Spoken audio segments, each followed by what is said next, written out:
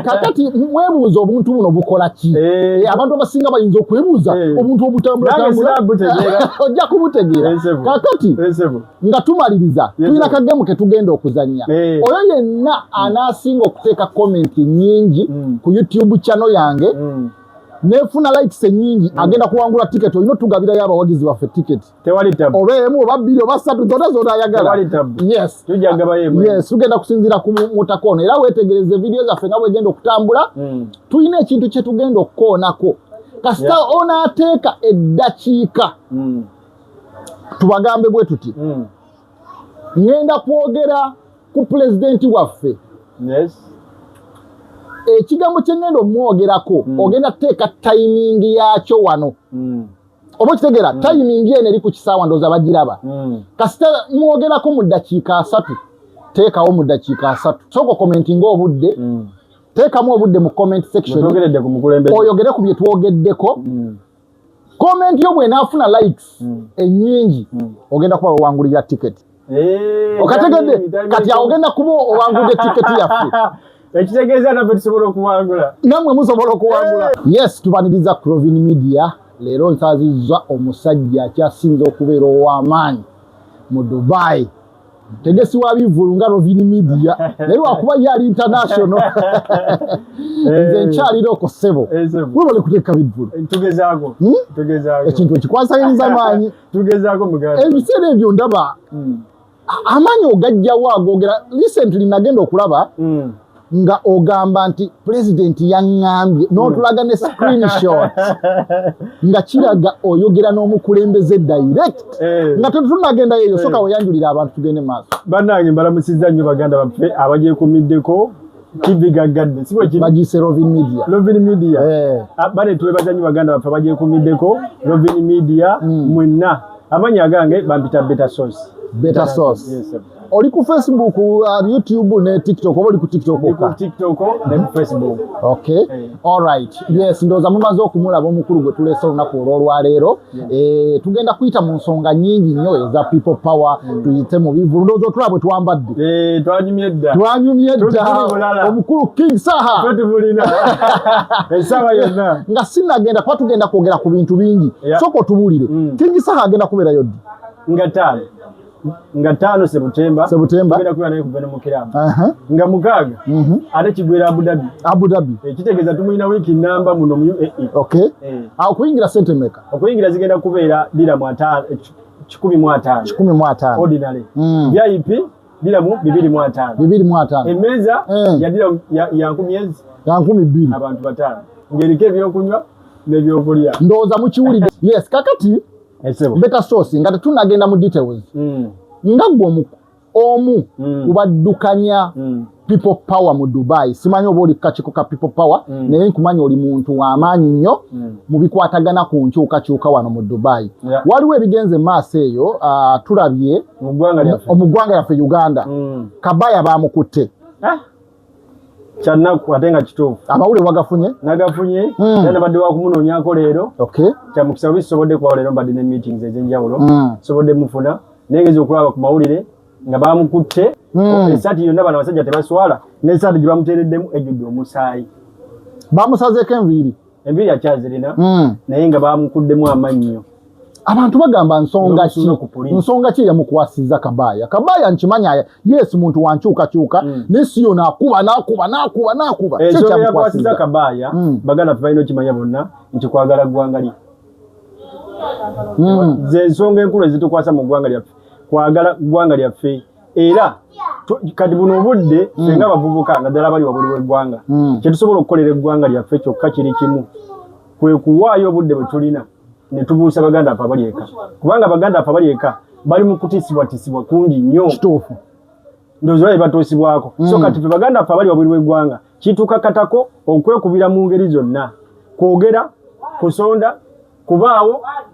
amanyi gonna twetaaga tugateekemu ate si obudde obutono bwe tufuna kuba tukimanyi tubeera bize wano naye obudde obutono bwe tufuna baganda baffe nsaba twekubirize tuweeyo ku lw'eggwanga lyaffe ate sinaffe tumanye ti yesaddaaka gye twawaayo wabaawo ka contribution oweeyo kyolina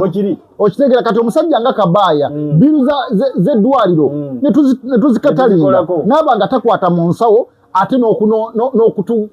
n'okufuba okulaba ng'atambuza enjiri ku ground ate nakyakikole ekya ssente tukimuwonyeeko kubanga naye kyalumirirwa kiyamba ffenna kituufu abamu ekitusibye ku byeyo tutya okuddeeka olw'abakulembeze abaliyo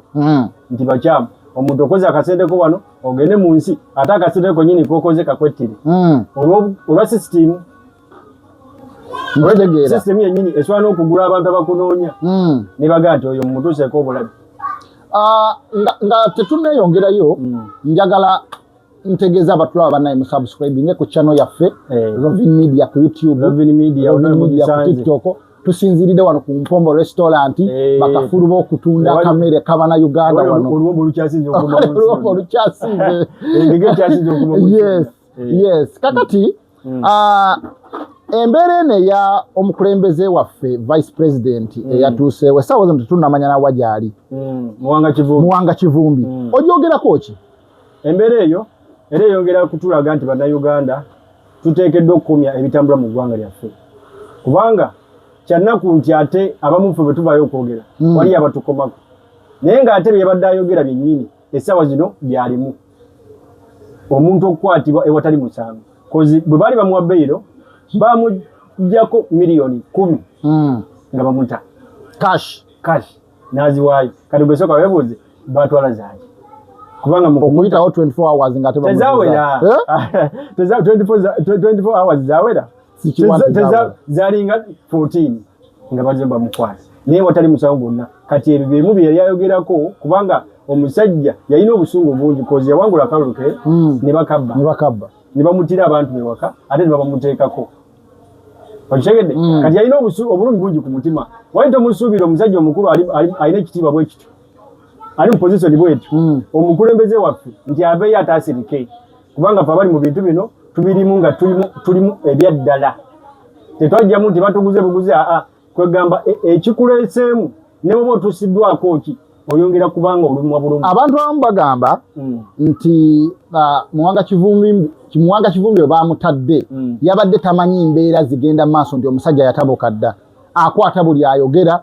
akwata buli awakanya so yazze amanyidde kiri ekyemabega kye twayogeranga during campaign mbu ye mindset gye yazze nayo era kyova olaba bwe baamutadde bagamba mbu ekyamuzizzaamu okumukwata kwogera nnyo kuva ddi ng'okwogera mu Uganda musango kuva ku mulembe gwa Museveni kyatandikira ku mulembe gwa Museveni kwe kitandikidde ate kwe kigenda okukoma waffe omulembe ogwaffe tetusuubira kubawa bintu bino betulwanirira kozi omuntu alina eddembe okwogera ekimuluma senga oziyiza omuntu okwogera ekimuluma then kiba kitegeeza omuggyeko eddembe kituufu kati obanga oli mukulembeze mutuufu nga gwe otugamba nti okulembera abantu lwaki ate oba toyagala muntu ayogera ebintu byayitamu ate era omuntu yenna omukulembeze waffe yenna na buli mulwanyi yenna avaayo okwogera aba alaga oyo atya okwogera nti okwogera si kikyamu si kibi kubanga abakulembeze batukulembera ffe bakama baabwe kati nze mbanga nze boosi wo kati gwe mukozi wange ate nonkulako ebikolobero ate oyagala nsirike yakozeko ebikyamu ate nakusiba n'omumwa ate nga nze boosi wo kiba kigatta tekigatta ssebo yensonga lwaki tulwana okulaba nga twagala tubikomi nga tunatera okumaliriza kubanga pulogulamu eno tegenda kubeera nnyo mpanvu waliwo biru egenda mu maaso ey'okulonda opposition leader mu parliament ndowooza opposition leader waffe ajja kwesimbawo olina kama olwege wafunye ku ey'ensonga Joel Ssenyonyi tasobola kwesimbawo tasobola iyo tenga kyombuulidde kipya tasobola kwesimbawo singa biru ejja neeyita ne bagamba tugenda kozi bagenda kutandika next another constitutional year oba wakati already kino kyatandika naye ku system ya Museveni basobola okiteekawo enkeera nze gye nsobola okukola omukulembeze waffe Joel Ssenyonyi nti bwe babireeta ebyo tatawana na kujja kwesimbawo kubanga already ffe bannansi twamuwa dda amaanyi oba otukiikirira twamukwatako dda twamusaako dda emikono gyaffe gwe tosuubira nti ne bwe baba baleese biru eyo era opposition esobola okuzzaayo Ssenyonyi tekisoboka kitya kubanga ba opposition bokka be bamulonda kati biba bya numbers oba ne independence n'abayiri independent nabo balonda biba bya numbers kati bwe bidda mu parliament kati babaka balonda biba bya numbers kati abo opposition bonna ne beegatta tebasobola kuwa no kiri bwe kiti better source bwe bagamba nti opposition leader bagenda kumulonda buli muntu yenna atali wa NRM qualifying okulonda opposition leader oba n'abali independent siri sure omukozi bajja kulondesa babaka bagajeta mbabaka abali independent bangi bazibu nabe NRM bennyini bajja kulonda biru egamba atali wa NRM yenna oba oli wa independent oba oli wa DP na biki ne NUP be balonda independent na opposition naye NRM teronda mugoloza wekiba bwe kityo yarasa ennyonyi taddamu n'akawamba takalya oba basajja ayinza okugulirira waliwo wano atugambye nti aba independent bonna balya bulinga batata bwe kyolina okumanya nti ffe essubi eryaffe teririmba kulembeze ng'Abannayuganda bono budde era kyenjagala okugamba Abannayuganda abali eyo bonna nti essubi lyaffe ery'okukyusa obuyinza bw'eggwanga tulijje mbakulembeze kubanga bwe tunateeka essubi lyaffe mbakulembeze tugenda mmenyekanya emitima nti bagenda tulwanirira kyamukisa mulungi omukulembeze waffe Robert Kyagulanyi Ssentamu ekyo kyo yakitusomesa ebbanga lyonna lyabaddewo atulaga nti amaanyi gali mu bantu people power our power kaakati abakulembeze abasinga baagulwa babagulagula dda ebiseera ebisinga bwe tubaagalira tebavaayo basirika nibabeera abaffe bennyini basirika kitegeeza nti tetusobola bateekamu nsuubi lyaffe nti tubasuubiremu okubanga balina kye bagenda otukolera okutusuubiza kye twetaaga tulina balekabo ne bakola ekyabwe mu busobozi bwabwe Yes, ndoze ensonga muziwulidde tukwatako ku nsonga z'eggwanga lyaffe yadde tulina kye tugoba ekya mukulu ono King Saha agenda okubeerawo ennaku z'omwezi 5 Sebutemba tugenda kubeerawa tugenda kubeera ku Venom Club ewa DJ Ramwawo ku 9 Hotel Naif Road mu Dubai abantu batandike kujja sawa meka emiryango gigenda kubeera open ku sawa meka nga tebana batandika kujja balina sooka kugula tiketi ng'obudde bukyali kubanga zo zafulumye mweziri lwaki nti ekifo kyaffe okimanya ekyo kirungi n'ekirina abantu bekikomako limited number kati oba toguze mu budde obizo sigala mu line ate nga jjukira banajuka tulwawo kukyagala olw'ensonga abategesi abadde bategeka mu zino ensi zaffe batwetera abayimbi abatali bafulusi kituufu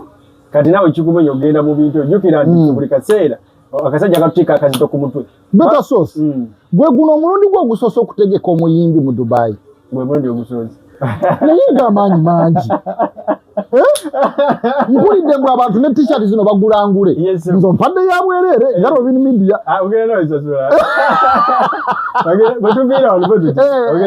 naye mpulidde mbwe abantu obulango bwendaba ku social media ekintu oyinza okugamba omuntu ategese yoyo abadde mu bivulo okumala emyaka nga 10 okikola otya okikola otya nkikola ntya mukama yaziwe okumanya mukama ekibuzo kyombuliza kikulu kubanga ndabayo bannaffe bangi bapromota batandise okubayo abamu nga batandise okubanga bateekawo embeera oba okutya ekijja kubanga kyo si muntu naye situdde ffe nga nze nga nze nasalawo ne ŋŋamba nti pulezidenti waffe yatugamba nti nawe osobola kaakati bwe tubanga naffe buli lunaku tubeera mu budde obw'okulumwa okubanga tulowooza ku nsi yaffe batumye bakwata ono batooli ng'ate tetulina bantu basobola tuzza mitima betulabako abategeka abayimbi bateeka bibyo tamanyi oluusi kati tusobola pulezidenti engeri yajja tugamba nti naffe tusobola naffe katwekwatekwate nze ne ttiimu yange nembaga ne tutuula wansi netugaa lwaki tetuleeta King ono asooka atudigizaamuko n'atukubira mulirwana paka kamwanyi nawe nasuubiza abantu okwogera ku mukulembeze waffe Robert Kyagulanyi Ssentamu ndowooza mujja commenting awo saawa mmeka ze tumwogeddeko timing mugiraba wano osobole okuwangula ticket kyeŋŋambye sooka commenting obudde teekamu obudde mu comment section oyogere ku bye twogeddeko comment yo bw'enaafuna likes ennyingi ogenda kuba wawangulira ticket okitegeera mwe tugenda okulonda abawangula ticket tusuubireyo nga gwe ayogera direct n'omukulembeze w'eggwanga tusuubireyo kaggi ka advert nga kajja nga kalangirira nga kalangira Better Source International ku kivulo kyategese kakati president yete bamusaba oli asima Busimi alinga Ssaabasajja ali mu nkyukakyuka ewaffe eno ali yasima Busimi tebamusaba tebamwegayirira asima Busimi naga kati nsimbi so mukama waffe president waffe w'ekitiibwa bonna asiima tujja kweyanja naye era kyemmanyi ekitono kyatuwaako n'okukomentibwa bukomentiza okulayikinga era nakyo kitutwala wala bw'ateekako ka comment ogenda akalina likes ng'emitwalo 3 muteremu era kunako kaba kalango osobola n'okutaaginga mu comment abantu ne bajja sebo tweyanza president waffe nange olunaku ate era sisobola kumunenya butalanga olw'ensonga omulimu gwaliko munene ye buli kyalowooza buli lunaku tukoze ty okujjako nakyemani kati ensonga yaliko nene nnyo Better Source njagala nange nfune ku ssanyu lya president wange essanyu litya amasanyalaze njagala ku kavidiyo kogenda okupostinga president yampuliriza atekemu ka comment amentioninge kulinnya Rovini Media akuwulira musabe sebo mukama wange president nafuna ekifaananyi lwe wajja ne tugenda mu desert safari naye nkusaba oteekeko ka comment mu posti so Better Source gyagenda okupostinga eya video eno bino byenjogera omentioninge mu comment ng'otaddeko Rovini Media ngenda kuba mu simu ngenda kuba tuse mu kirooto kyange kansuubireyo n'akapostinga nange musabye munange ateekeko ka comment oba oli awo so ogambye ticket zisangibwawa mu Dubai osobola okunnoonya ze Better Source ku account zange zonna ku TikTok wali enamba zange waggulu ku bayo gendako noonyako bw'oba tonfunye ku ye Uganda genda ku ye Dubai kwendi zonna enamba kweziri jjangu ku Mpombo African restaurant Mpombo n'essaawa zino we tuli wali akamera akakyasinze okuwooma ticket weziri t-shirt zino weziri ku Mpombo nawo so genda ku Venom Club ligeramu azirina so n'ebifo birala bingi tujja kuba tubibabuulira mpola mpola. Mukola delivery tuzikola. Waliwo embeera endala gye baleetawo nga tumaliriza esasula online either nga bakozesa botimu oba mobile money. Waliwo kembeera eyo okusasula online. Efe wonna wojjira enkola yaffe bagiyita kokota kasita asindika ka message nti nze njagala kusasula ku botimu nga mumuwe namba. Kasitobanga gwe oyagala kyakalako naffe ng'ogambe nti kati oyagala kyakalako na muyimbi w'eggwanga King Saha. Gwe n'oba okozesa botimu mobile money n'oba okozesa tabi osobola okufuna tiketi. Ensonga muziwulidde omukulu atunyonyodde bulungi ebintu bwe bigenda okutambula. Olina akatalekeka kendinayo baganda baffe kyekyobaga kiri kimu mugule tiketi ng'obudde bukyali olw'ensonga omuyimbi gwe twetana mu mulaba amasannyalaze mangi musajja w'amaanyi ate ne bamutegese bano b'amaanyi nabo bantu be ekintu nga mukikola nga mwagala ng'ate ne gwe mukikolerako yennyini ng'ate naye musajja w'amaanyi kabaka omusajja akyasinze okuyimba e Uganda omuyimbi gwe tulinayo essaawa zino kituufu ate bwe tuli naye nga ttaano tumulina kaakati kano kageemu kano koolaba ngenda kustopinga timer mukama waffe oli agenda tubalira atya agenda kukozesa remote eno okustartinga timer ogenda kubala seconds 10 mu mutwe gwo bwe ziwera ng'okuba lino peesa lino lyolaba lino peesa kasita second 10 ziwera ng'okoona mu mutwe olina kibalira mu mutwe yes ke kazanyo kafa kagenda okusembayo mukama waffe soko ka resetting peesa lino ya reset ati achoka ya start just tuzanya mukagazanyo achoka afuna ki aftoka agulira mu ticket nawe nja kugulira ticket singa bitandike reset waliwo pesa wali reset tudde mu 00 bane munsabire bagani of course nange munsabire tunuza wano wakati wa oli settings 00 kati waliwo start ogenda balira kasito ulya toni ekuba ng'otandika okubala sekendi 10 exactly. Okay.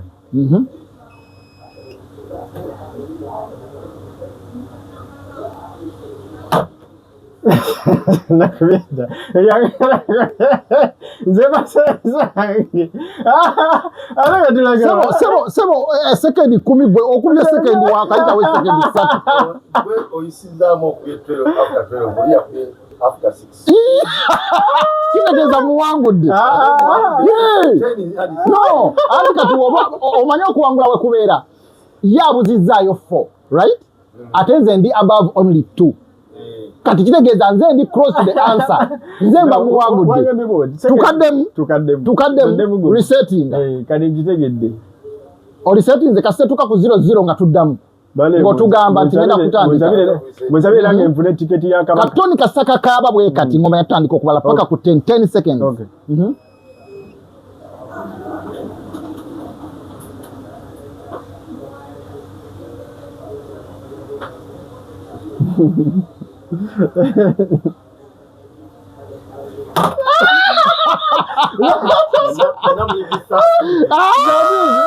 No, mulidde 1351 1354 mulidde agenda kungulira ticket bannange nze mbandidde nze less for microseconds bannange mulidde kituufu okkiriza 13.51 tekisoboka kubanga mubaamu microseconds era ojagala tuddemu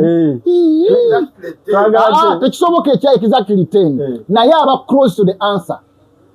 Wadi kitugambye ekyo aba close to the answer yabalidde katudemu gumu bito sosoka kungulira tiketi kati tubitegedde kati kati bitandise kalina okukaaba otunuza wakati bubiri butandike lumu.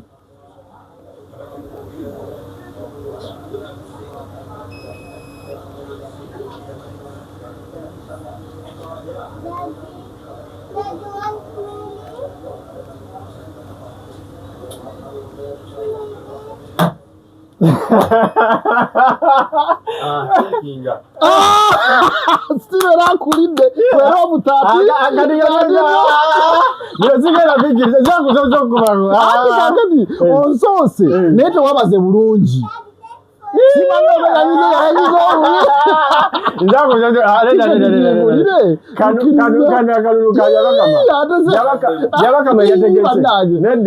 oba tekatandikidde kumu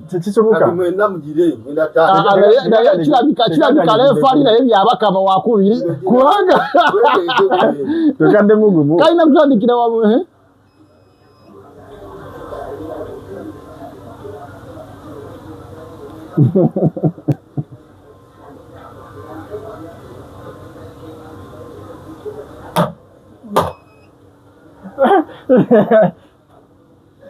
Twero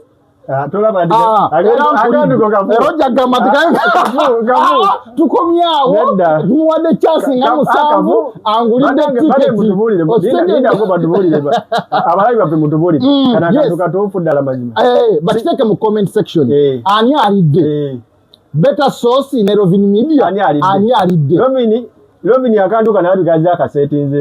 nze musoko kona kate nazo kisoboka kitya nze mbambaze bulungi mutindo kyogo nze mbambaze kale aba commenting bateke mu comment section ani alidde Rovin Media kano ka Rovin kano ka Better Source anabalidde anafuna ticket yanagulira munne